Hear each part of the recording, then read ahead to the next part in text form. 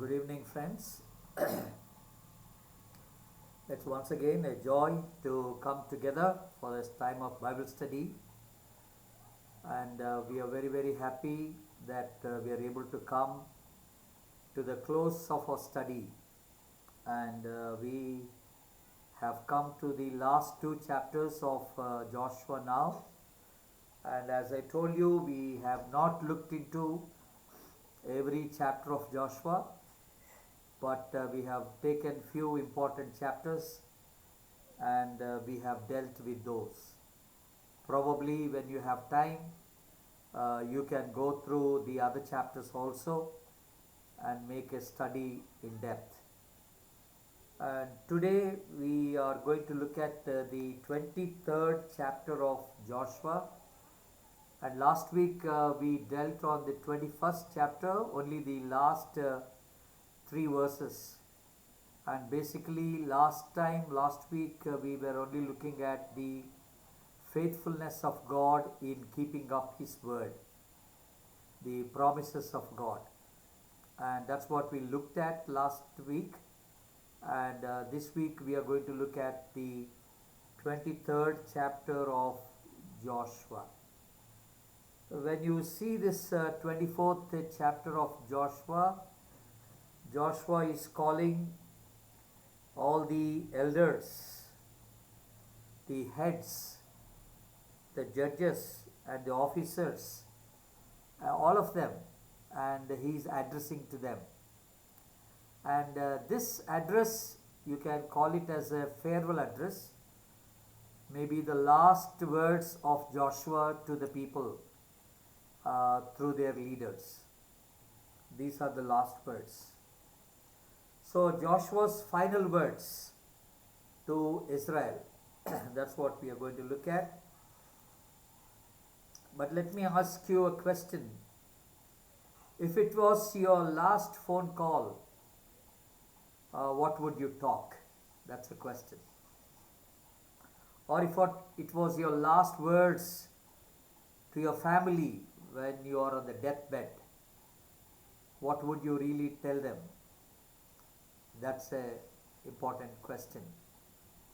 Or if it is your farewell day as a pastor in your church and you have to give the last words to the church, to the congregation, what would be your last words to your congregation?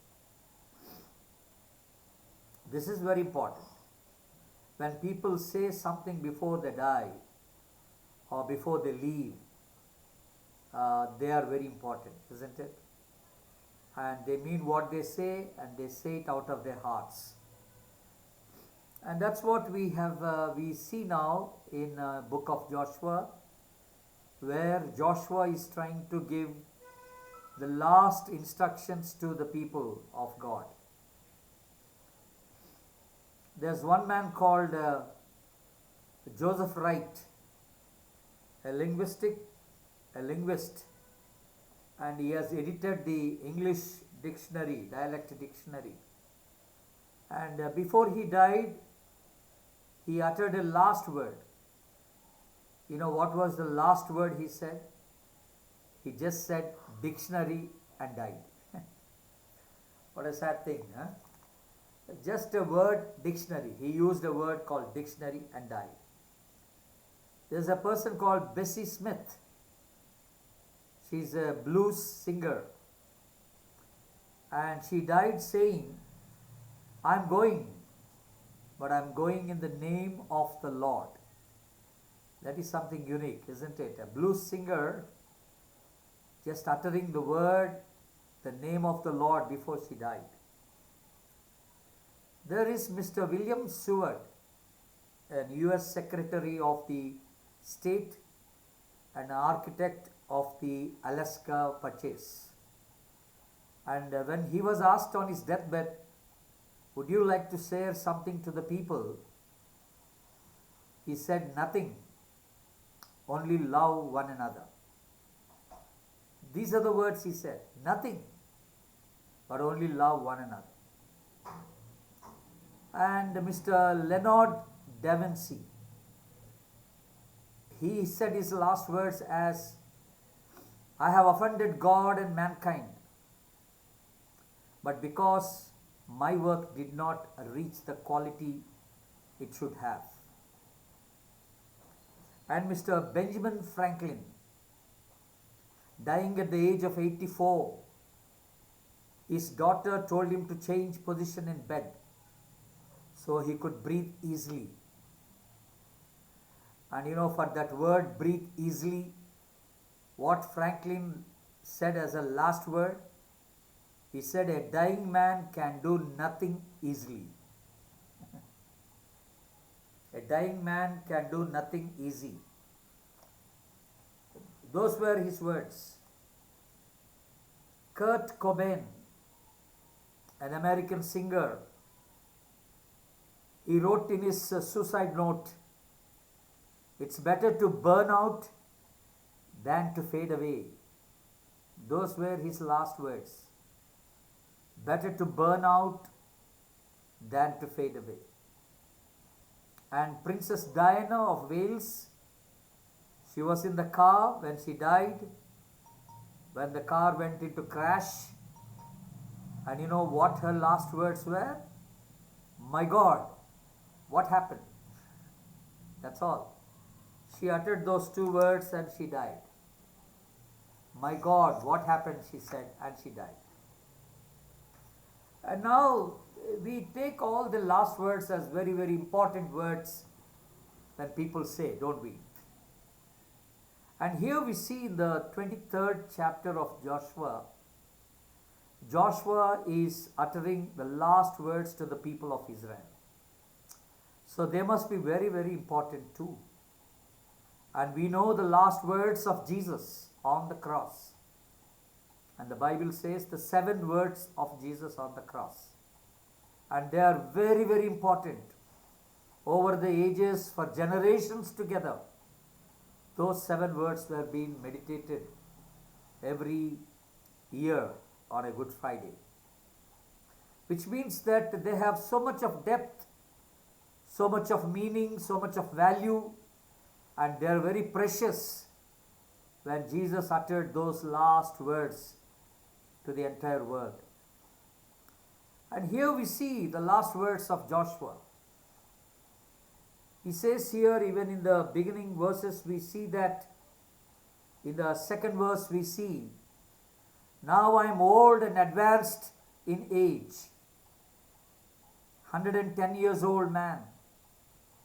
He called all the elders, heads and judges and other officers. And this is what he told them. You have seen, the third verse, you have seen all that the Lord your God had done to all these nations for your sake. It is the Lord your God who has fought for you. What was he reminding them? It was God who fought for you. He stood with you and took up your battles. All that you were doing was just standing there and watching how the Lord fought the battles. And you have never put any efforts to take victory. It was the Lord your God who gave the victory to you over the enemies. And even in the 9th verse of the same chapter, you see, for the Lord has driven out before you great and strong nations. With whom did the Lord fight? With the great and strong nations. That's what the word of God says. Just as he has promised. What did he promise to Joshua? Even in the very first chapter, we have seen it as an introductory part. When God called Joshua, and these were the words God told. Every place that the sole of your foot will tread upon, I have given to you. That was in the first chapter, verse 3. And first chapter, verse 5 says, no man shall be able to stand before all the days of your life. Very, very important. I will be with you, just I was with Moses. So these promises were fulfilled. And this is what Joshua is reminding his people. The Lord has been with you and he has fought all your battles and no man could stand before you, and he has given you victory. So what is he talking, Joshua, here? It's not about him. It's not about him. It's all about the master. It's all about the master. In the 10th verse of 23rd chapter, one man of you puts to fight 1,000, since it is the Lord your God who fights for you, just as he promised you. What a beautiful thing Joshua is reminding. One man can fight because God is with him. Great battles. That's what Martin Luther said. 1 plus God is always a majority. If you have God with you, no one can be against you. No one can fight against you. And that's what happened in the life of Israel. It was all about the master, not about the servant. God buries his servant, but his work goes on. But his work goes on. As a farewell speech, here what we see here is Joshua giving 3 important points to the people of Israel. 3 important things. The very first thing is this. If you look at verse 6, therefore, be very strong to keep and do all that is written in the book of the law of Moses, turning aside from it neither to the right nor to the left, that you may not mix with these nations remaining among you. What is the first instruction as a farewell speech that Joshua is giving to the people here? Keep the law, he says. Do what it says. God's word is a guiding truth for a believer. God's word is a guiding truth.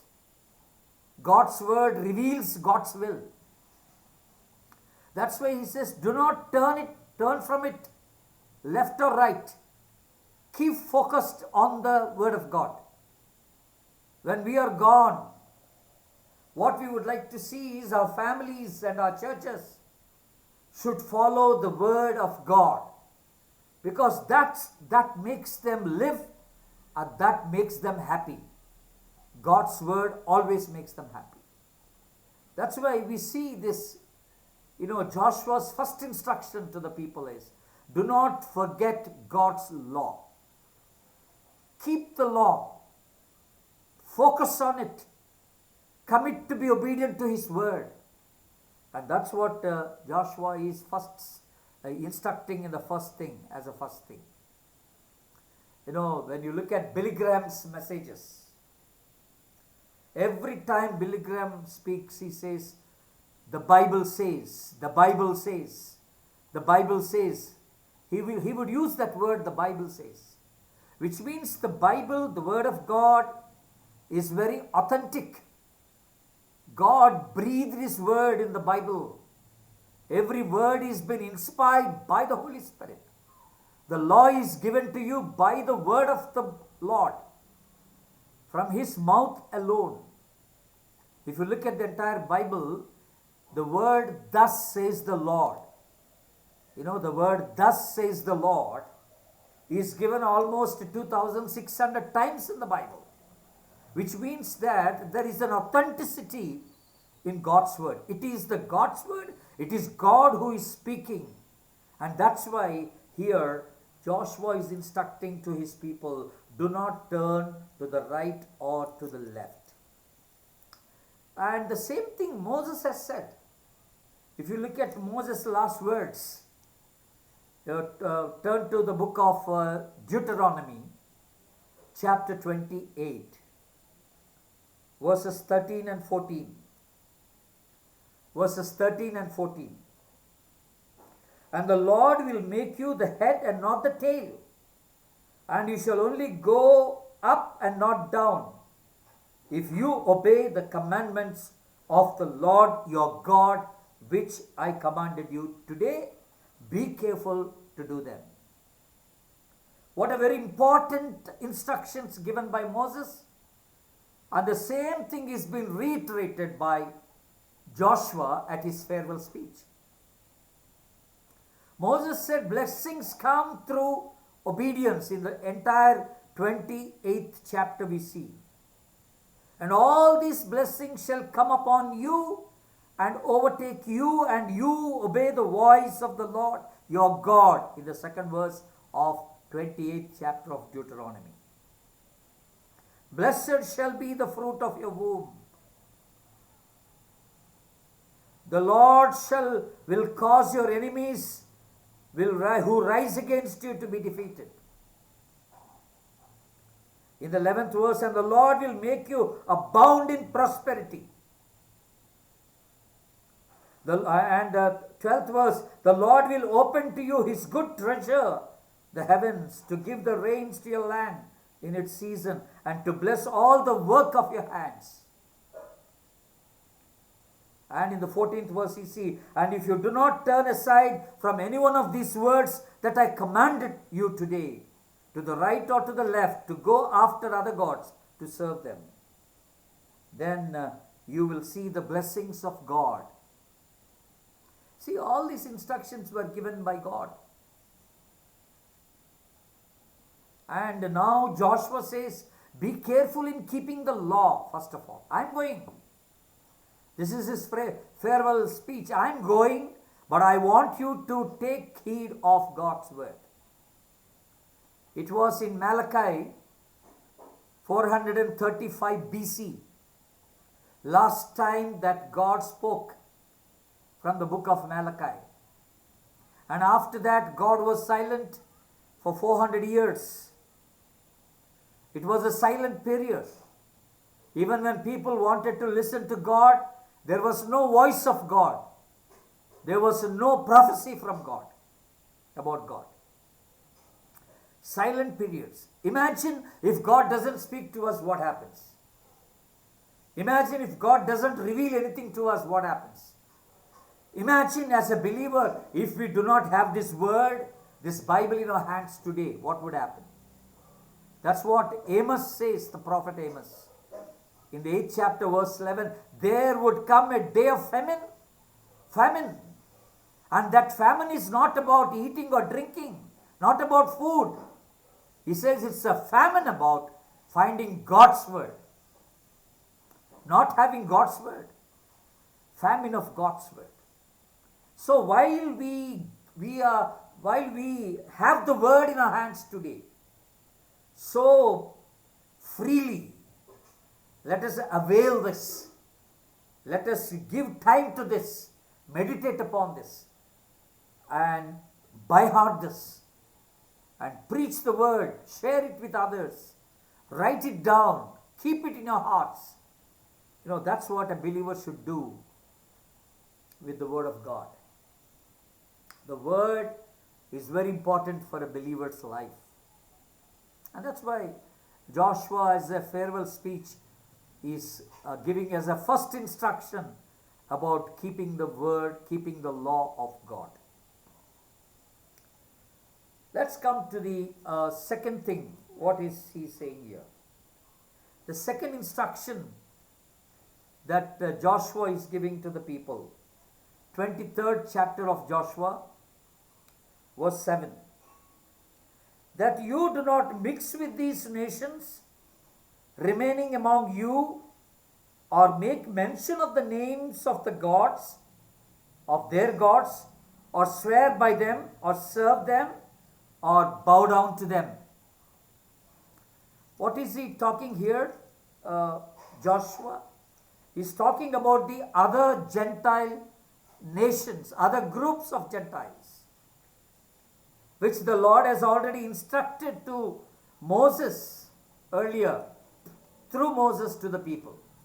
And again, the same thing is being reiterated by Joshua what Moses has said it earlier. Look at Deuteronomy chapter 7. Deuteronomy chapter 7, verses from 1 to 4. When the Lord your God brings you into the land that you are entering to take possession of it, and clears away many nations before you, the Hittites, the Girgashites, the Amorites, the Canaanites, the Perizzites, the Hivites, and the Jebusites, 7 nations, more numerous and mightier than yourselves. And when the Lord your God gives them over to you, and you defeat them, then you must devote them to complete destruction. You shall make no covenant with them, and show no mercy to them. But you shall not intermarry with them, giving your daughters to their sons, or taking their daughters for your sons, for they would turn away your sons from following me to serve other gods. Then the anger of the Lord would be kindled against you, and he would destroy you. Look at the severity, the seriousness of mixing with the Gentile nations. As the people of God, as a people of God who are separated, precious in the sight of God, they are not supposed to mingle with the local Gentile groups. The same thing applies today even for us. Here even in the Joshua says even, do not mention their names. Even in the 9th verse of Joshua 23, verse 9 says, for the Lord has driven out before you great and strong nations, and no man has able to stand before you to this day. He has done that. So what is the second instruction that Joshua is giving to the people? The second instruction is, separate yourself. Be separated. First of all, keep the law. That was his first instruction as a farewell speech. And what is the second instruction in the farewell speech? Be separated. Separate yourself. Do not mix with them. We the people of God need to be separate from this world. Not compromise with the world. Do not bow down to them. What great instructions have been given. Even in the later stage, these instructions were given to the people of Israel. Please turn to 2 Kings chapter 17. 2 Kings chapter 17, verses 35 and 36. The Lord made a covenant with them and commanded them, you shall not fear other gods, or bow yourself to them, or serve them, or sacrifice to them, but you shall fear the Lord who brought you out of the land of Egypt with a great power and with an outstretched arm. You shall bow yourself to him, him alone, and to him you shall sacrifice. What great instructions! Do not bow before the idols, before the goddesses of the other nations. You need not fear. Why people worship gods, idols, goddesses? Why do they do that? Because they fear them. Because they fear that they would destroy them. And in order to please them, they worship them. They make sacrifices for them.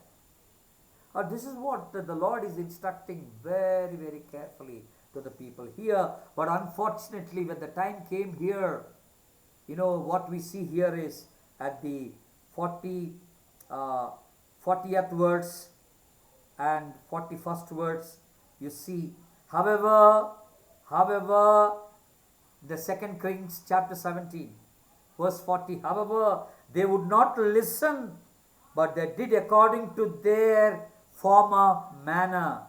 So these nations feared the Lord and served their carved images. Their children did likewise, and their children's children, as their fathers did, so they do. to this day. That would be an example laid before the children. Very, very dangerous. If you bow down before any idol today, if you worship the goddess of any other nation today as a child of God, the same thing will be followed by your children. Whatever you do, your children will do the same thing. And that's what happened here in Kings. We see the children's children followed the same manner, the former manner of life, worshipping the gods and worshipping the living God Jehovah. We are in the world. John chapter 15 says, God has kept us in the world, but we do not belong to the world. We are in the world, but we are not of the world. That's why Paul says to Romans chapter 12, verse 2, do not be conformed to the world. You should not be conformed to the world. Not indulge in the worldly affairs or what the worldly people do. Come out of them, be separated. As a child of God, you need to live a separate life, a separated life. We are to live like children of eternal and holy God, making a difference in the world, being separated, being different. We need to leave and cleave to the things of God. That's why Joshua says the same thing. In 23rd chapter, look at the 8th verse. But you shall cling to the Lord your God, just as you have done to this day. Clinging on, leaving the world, leaving the idols, leaving the worldly affairs, and clinging on to the word of God, to the Lord God is very important. This is leaving and cleaving is an eternal covenant. It's a lasting covenant. Even in marriages, that's what God said. A husband would leave his parents and cling on to the wife. You know, because of this principle, failing in this principle, we see many marriages are wrecked. They are in danger. Most marriages have problems because of this. They do not follow this. Leaving and cleaving. Look at the 23rd chapter. Joshua, 23rd chapter, verse 12 and 13. For if you turn back and cling to the remnant of these nations remaining among you and make marriages with them, so that you associate with them and they with you, know for certain that the Lord your God will no longer drive out the nations before you, but they shall be a snare and a trap for you, a whip on your sides, a thorn in your eyes, until you perish from all good ground that the Lord your God has given you. What an instruction given here. What happens if you go and get married with them, your children? Even in New Testament we have that. How can a believer mingle with an unbeliever? They don't go together. You cannot yoke with an unbeliever. Beelzebul and God cannot come together. Satan and God cannot come together. Light and darkness cannot come together. Believer and unbeliever cannot come together. That's what God said, even in 2 Corinthians chapter 6. The same instruction is being given by Joshua here to the people. What would happen? They would become a snare to you, a whip to you, a thorn in your eyes. What does all this mean symbolically? They will be an irritation to you. They will cause pain to you. That's what it means. They will cause pain and irritation. Remember this. Uneasiness. Uneasiness. This is the instruction of the Lord. And come back to Joshua again, 23rd chapter. We are looking at the farewell speech of Joshua. And three important things I told you that Joshua gave as an instruction to the people. What was the first thing I told you? Keep the law, he said. What is the second thing he said? Be separated. Separate yourself from the world, from other nations, Gentile nations. Be different from others. Live like children of God. That's the second instruction. And what's the third instruction he gave in the 23rd chapter here? Look at verse 11. Be very careful, therefore, to love the Lord your God. That's a very, very important instruction. What is the third instruction? Love the Lord your God. Be careful, give your thought. Do not forget to love the Lord. Love should be the hallmark of a Christian. Many of us just want to accept Christ, but we don't want to be a disciples of the Lord Jesus Christ. You know why I'm mentioning this word disciples? The Lord said, if you have to be my disciple, you should not love anyone or anything more than me.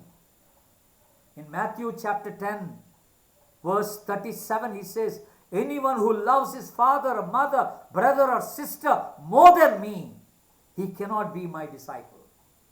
He cannot be my disciple. So in other words, if you are a disciple of the Lord, you need to learn to love the Lord at the primary level. Give priority in loving the Lord. We should not love anything else, anyone else, more than God. That's the third instruction. Love God with all your heart. Do you love God today? Do you spend time with Him? Do you hate what He hates? Do you please Him in everything? Entire law is given in two words. Love God and love yourself, or love others. Love God and love others. These are the instructions given to us. The entire Bible talks about these two things. Love is a hallmark of a Christian. What is the 14th verse? 23rd chapter, verse 14. And now I'm about to go the way of all the earth. And you know in your hearts and souls, all of you, that not one word has failed of all the good things that the Lord your God promised concerning you. All have come to pass for you. Not one of them has failed. You know why he has reminded this God's unfailing promise? You know why Joshua is reminding that here? Because God has kept His word. Because God has been faithful to you all these years, all this time. He says, in gratitude towards God, you need to love God at the utmost. To the utmost. Priority to be given to the love. We may make many promises, but we may leave the world and not fulfill them. But God is eternal, His word is eternal. He is faithful in keeping His promise. We have seen that last week. And now here you see in the 16th verse of the 23rd chapter, if you transgress the covenant of the Lord your God, which He commanded you, and go and serve other gods and bow down to them, then the anger of the Lord will be kindled against you, and you shall perish quickly from off the good land, and that He has given to you. So what does Joshua indirectly meaning here? Be faithful to God till the end. You know, it is not important to accept Christ and being very loving in the beginning, at the early stages of your acceptance. What Joshua is saying here is, be faithful till the end. Keep up till the end. You know, with fear and trembling, you should Save your salvation. Keep up your salvation till the end. God is so great. God is faithful. He kept His word till the end. If you love God, you need to be faithful till the end. Do not backslide, in other words. Do not fall off from your faith. Do not be given away to the sin of the world or any entanglement of the world. But cling on to God till the end. Be faithful till the end. And God will bless you. And do not have any other gods or serve any other gods. Maybe the people of Israel were serving many Gentile gods. And you may be saying, what gods we have today that we are serving as Christians? You may be not having any idols as such as Israelites had. But anything that you love most, more than God, that becomes your idol. Any person that you love more than God becomes your idol. And you are only worshipping that idol. And that becomes your goddess, your idol in your life. More than God, anything that is there in your life. What takes your life today more than God? What is taking your heart today more than God? What is filling your mind more than God today? Is it worldly desires? Is it position? Is it fame? Is it money? What is it that is filling your mind, filling your heart, filling your thoughts more than God? Be filled with the love of God. And you need to love God to the utmost. To the utmost. Otherwise, what would happen here? Joshua says, the Lord's anger will be upon you. You shall quickly perish. Praise God. We are not perishing quickly today. Like people perished in the Old Testament. God is being very gracious to us, all of us these days. The judgment does not come upon us so quickly. God, we are in the grace period of God. God's grace is tremendously upon us. However we grieve Him, however we displease Him, however we act against Him, God is continuously showing His love, His mercy, His grace upon us and long suffering upon us. We are a blessed people of God. And let us not take that as an advantage. Just because God is not punishing us as He did with the people of Israel earlier, it doesn't mean that God likes whatever we are doing today. Let's examine, is there anything that displeases God in my life today? Is there anything that I need to take away as an idol that is sitting in my life more than God, taking the place of God in my life? God never changes. Hebrews 13:8, He was the same yesterday and today, and He will be the same tomorrow and forever. Psalm 63:8, His right hand always protects us. His love never changes. His mercy never changes. His grace never changes. His compassion never changes. His goodness never changes. His faithfulness never changes. God is same then and now, and He will be same forever. The same God we have today. But we change often. Our love towards Him changes. Our godliness changes. Our commitment to God changes. Our faithfulness of God changes. We are very flicker-minded. We are not stable. And Psalm 63 says, His right hand always protects us. If God is with us, who can be against us? That's how the farewell speech ends, almost. There's another kind of a farewell speech to the different group of people later in the 24th chapter we see, which we are going to look at next week. Friends, beautiful instructions given to the people of Israel through their elders, their heads, their judges and officers in the 23rd chapter That's what we have seen.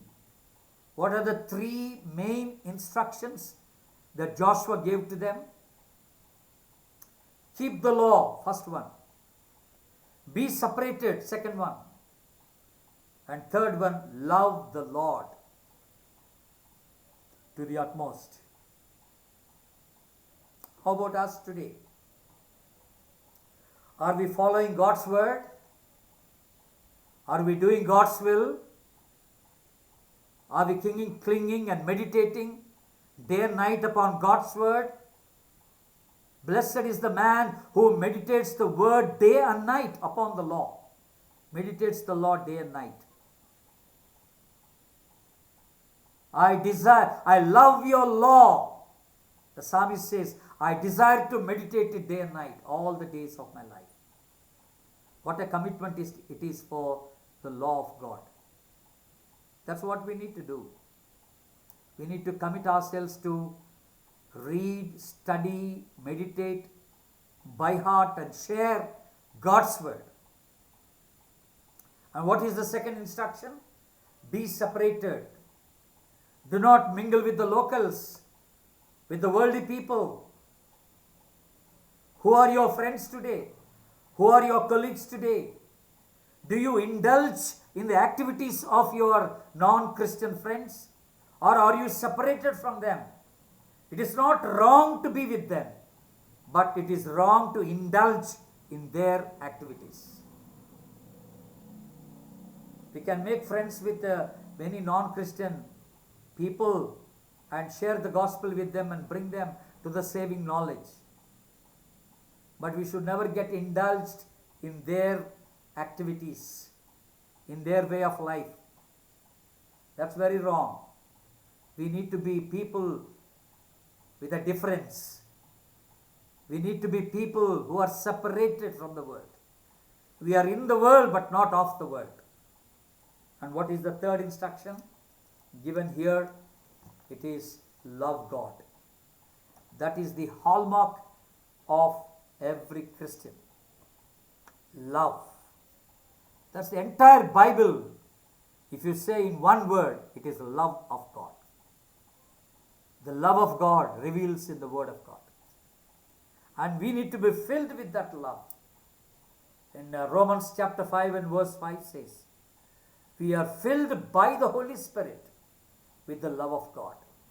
As you are filled with the Holy Spirit, the love of God also is filled in your hearts. And the same love you can show it to others. You love others with the love of Christ. That's what God is expecting us. You love your family, you love your siblings, you love your colleagues, you love your boss, you love your staff members, everybody with the same love of Christ. And that's what God is expecting us. And if we have that love, you will preach the gospel to them. That's what Paul said. The love of Christ constrains us. That's why we cannot keep quiet. We are persuading men to come and reconcile with God. We are preaching the word of God because of one reason. The love of God constrains us. The love of God compels us. What a beautiful word that is. If you are filled by God's love, you cannot but share the word of love to others. You will be involving in the ministry of God, in the preaching of gospel. And that's what God is expecting all of us to do. The world is perishing in not knowing God. And here we are, as the children of God, with a big responsibility in this world, keeping the word of God in our hearts, being separated from the world, but at the same time showing the love of God to the people of the world and bring them to the saving knowledge of the Lord Jesus Christ. This is the greatest responsibility God has shouldered upon us. And we need to move on with that responsibility for the glory of God.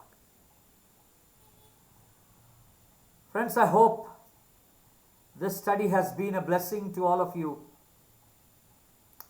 And we are coming to the close of the study of the Joshua, and next week we will be looking at the last chapter of Joshua, which is the 24th chapter of Joshua. Please be prepared, read the chapter and come for the study, and God will bless you. Let's pray. Loving Lord, gracious Heavenly Father, we thank you. We thank you for the living word that you have given to us in our hands. We thank you for the Holy Spirit that enables us to understand your word and the depths of the word.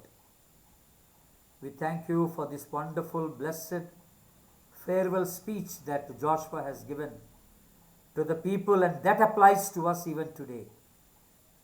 Thank you for 3 instructions that you have given to us: keeping the law, being separated, and loving you to the utmost. Help us to follow these instructions till the end.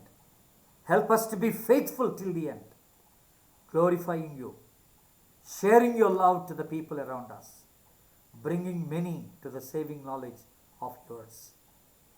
Bless these studies and prepare us for the next week's study. Bless all those who are participating in these Bible studies. Bless their families. Undertake their needs. Use them mightily for your glory. In Jesus' precious name we pray. Amen. Thank you, friends. God bless you. Take care. Have a good week. And see you next week again. Bye.